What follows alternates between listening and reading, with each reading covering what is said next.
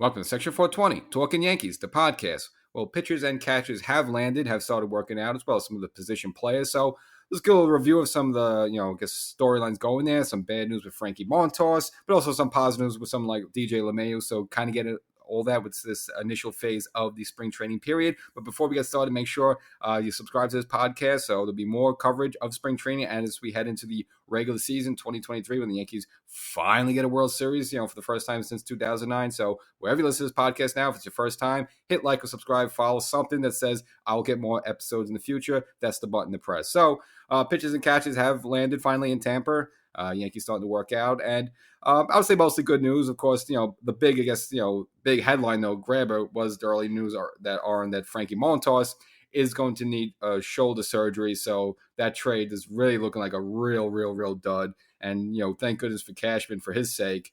He signed his 4-year extension before this news came down because, again, this was Cashman's move last season. And really, the whole thing behind Montas was not only getting him for last year, but the good point was that he had 1 year left on his contract, for a reasonable amount of money for this year. Well, now that's just gone. So he's pretty much going to be gone for most of the season. They think there's a possibility he could come back towards the end there, but, the story's going to be he's going to come back and he's going to have rehab and they're going to baby him. So I'm pretty much almost counting him out for 2023. And it just, just the guy's been, I don't know where they dropped the ball with this guy. You make a trade, you put someone through a physical. He came here last season, had a couple of starts. Again, was nothing special. Had one decent start again at home against the Mets in the Subway Series. That's about it. I think he might have went 5 innings. Wowee. Other than that, they had to shut him down for shoulder soreness. Was obviously a non-factor, non-round. Basically, for the postseason. And then coming to the season, all right, you figure, okay, fresh start, turn the leaf. You want to be a little optimistic. And then I guess whatever the shoulder issue was hasn't gotten resolved. So you had this entire offseason, the entire winter, to maybe find out what's wrong with this guy. No one picked up anything, and you're just on the cusp of pitchers and catchers reporting, and now you find out he's going to need surgery, and he's going to be pretty much done for most of the year. So, again, it's a really bad trade.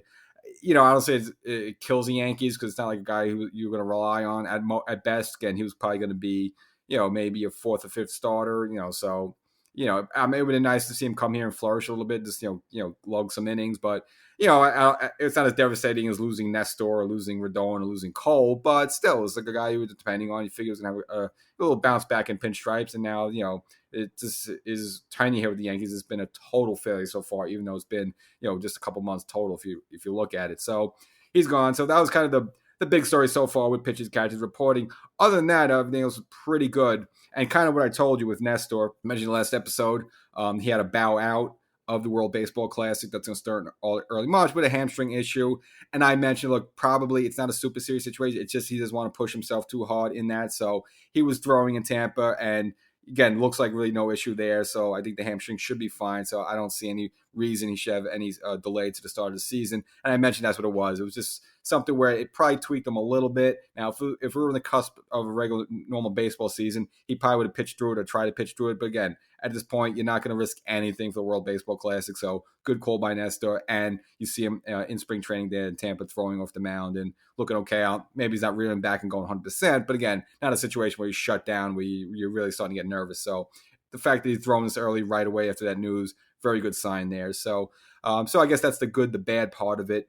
A little tidbit's kind of interesting. So Domingo Germán, who used to be number 55, so now Rendon to come in, the big free agent, signs the $162 million contract. So I guess that carries a lot of sway. He was number 55 previously. So I guess, whether Germán was forced to or not, who knows, or just the goodness of his heart, he surrendered the number 55 he used to wear for Rendon. So Rendon will be number 55 of the Yankees. And then Germán is actually switching to number 0.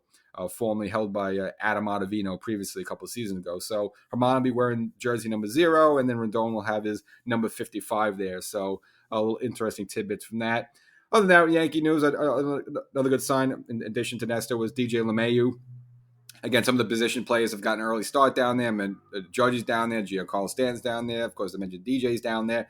So DJ hitting in the cage, he actually felt, with the foot, he felt good. He's actually happy that he chose to do rehab versus the surgery. So I just hope they all make the same mistake. We're not, in the same position we were last year where like DJ LeMahieu's body's breaking down. And when the Yankees need him the most in the postseason, he's not there, which has been the case the last 2 seasons for the Yankees. So if he's feeling good, that's great because the Yankees need the machine DJ LeMahieu. Not the, LeMahieu was a little better this season than he was in 2021.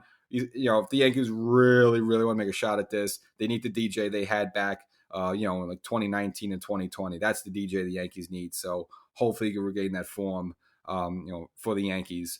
Other than that, that's pretty much it.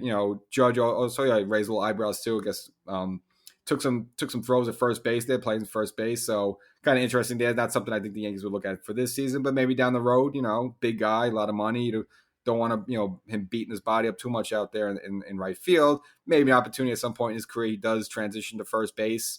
Could be interesting. I mean, he's a big guy, 6'7", so he could probably save a lot of high throws. I don't know if he has the footwork or the glove work to like kind of be able to pick the ball out of the dirt and stuff like that. But I think athletically, if Luke Voigt could do it, Judge is a pretty darn good athlete himself. I don't see why Judge can't do it at some point. So he took some throws there at first base, interesting. But again, not something I think the Yankees are going to explore this season. But they probably want the option to still think, Yankees maybe down the road make a move, bring in an outfielder, and maybe it's a situation where you don't have to play Judge in the outfield. You can move Judge on the infield. Give Rizzo a day off against a left hand and have Judge up there. But again, I think that's kind of way down the road, and this is more something they're tinkering with.